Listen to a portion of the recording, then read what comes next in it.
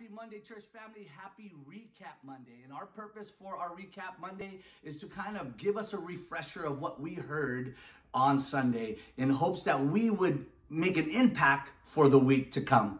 And I know that Mondays could be difficult. Your inboxes are full with all kinds of emails, all these little things that you have to do but we hope that this Recap Monday kind of steps in and kind of blows away the fog of all of the things that we have to do, and at the same time gives us a perspective of how to live throughout the week.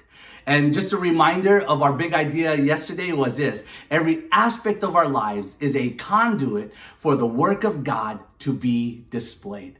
And I love that, because when I was going over the message again today, as well as the chapters or the passages that Pastor Joe used in John chapter 9, verses 1-7, as well as 2 Corinthians chapter 12, where Paul was having this issue with this thorn in the flesh, all I can see is testimony. And it's true, church. I love a great testimony. I love to hear the power of God working in a person's life. And even in chapter 9, we hear of this blind man. This is an awesome testimony. Imagine being blind and now can see. And what amuses me is how it starts out. In John chapter 9, verses 2, it says this: "And his disciples asked him, 'Rabbi, who sinned, this man or his parents, that he was born blind?'" And a lot of times that's what we do. It's like, who was the bad guy in this whole thing? You know what I mean? We almost point out what is going on here. And then in verse 3, it says that Jesus answered, "It was not that the man sinned or his parents, but that the works of God might be displayed in him." And you know, me as a youth pastor, I get to sit in front of a lot of students, whether they're church kids or kids that been invited or they're from our neighborhood. And just because they're church kids doesn't mean they came from an awesome family. It may have started rocky, or they came to church because it was rocky and they're looking for some kind of stability. Or I'll get a student that would bring somebody to church, or a student would come from walk by our church and say, "What's going on?" And they come in, and when I find out their story, I only hear brokenness. And sometimes as a human, not as a pastor at that moment, I kind of say, I don't think what we're talking about today will impact this person. But it's not about me. It's about God's work to be displayed. Almost like in the big idea, once again, it says every aspect of our lives is a conduit. Every opportunity God can be used. I mean, God can use not only a bad situation, and he can make it work out for his glory. And it says, right, a conduit for the work of God to be displayed. God's work is ready to be displayed if we keep our eyes open. Here's a small testimony, and this is how I'm going to end off this Recap Monday. There was a student that tapped me on the shoulder this past Thursday, and he goes, Albert. And he was a graduating student. He graduated last year. But he tapped me on the shoulder. He was there at student ministry this past Thursday. Loved the guy. Did not come from the greatest example of family and commitment. But at the same time, he found an awesome mentor with one of our leaders at student ministry. And he came back. I remember him asking me, "Albert, you mind if I stop by from time to time on Thursday?" And I'm like, "That's fine. That's cool."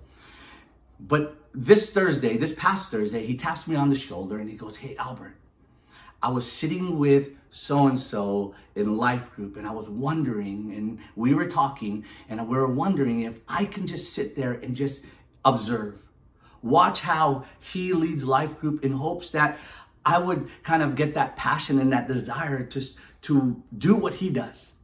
And mind you, in my student ministry, I have probably 80% of every adult leader that are in student ministry that was once one of my students, and they want to be a part of the ministry.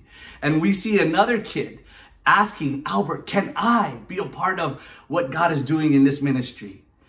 So he tapped me on the shoulder and he's asking me this. And I was like, heck yeah, I want you to be a part of this. And then he tells me, he goes, man, I'm just so hungry for God.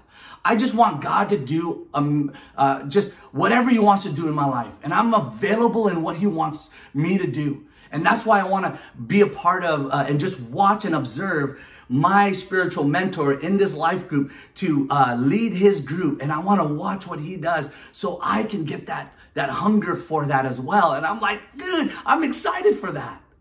And then he says to me, I've never been this hungry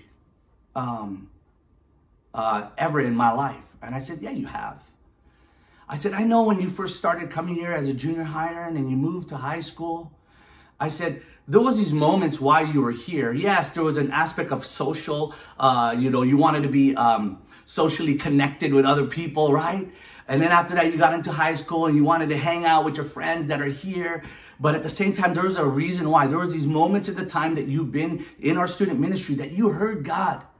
And it wasn't as impactful as it feels right now, but God was starting to do a work in your life. And I said, man, that was God's work or his display of his power working in your life. And then he started to think, and I said, look, what does this look like humanly speaking? He says, I was maturing. I said, exactly. You see, our testimony sometimes has to be this, like what Pastor Joe says, some kind of this awesome thing, right?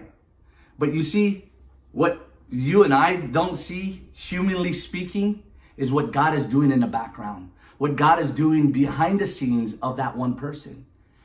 And it's exciting to get to that moment where the guy taps you on the shoulder and says, man, I am so hungry for the Lord. And that is God's power being on display. So church family, if you feel like, man, God, I'm not as, excited as I used to be. One of my encouragement to you this week as a recap is to remember how God's power was displayed in your life. Revisit your testimony. Whether or not your testimony was this crazy, came out of this and then now God brought you here. But you know what? When God changed us, he raised the dead. We were dead. That's an awesome testimony. So let's rejoice in that, church family.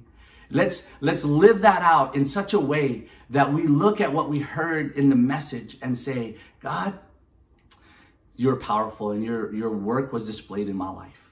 So church family, I hope you have an awesome Monday in hopes that we look towards this week and be empowered by the awesome testimony that was displayed in our life, in hopes that we would see other people's testimony, that we would see God's display in their life.